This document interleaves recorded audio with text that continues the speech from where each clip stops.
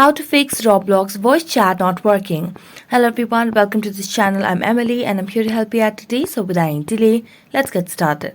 Now to fix Roblox voice chat not working, first of all make sure you have stable Wi-Fi connection on your device. As you do that, launch the Play Store application and check if you have the latest version of Roblox application. So just search for the Roblox application on the Google Play Store over here. And as you can see, there's no option of update over here, which means we have the latest version of Roblox application. So we're going to go back to the home screen and then make a long press on Roblox application. Now tap on App Info.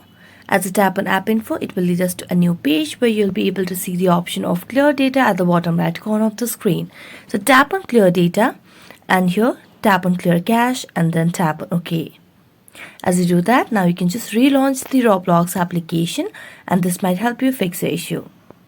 So that's it. Thank you so much for watching this video. See you next time.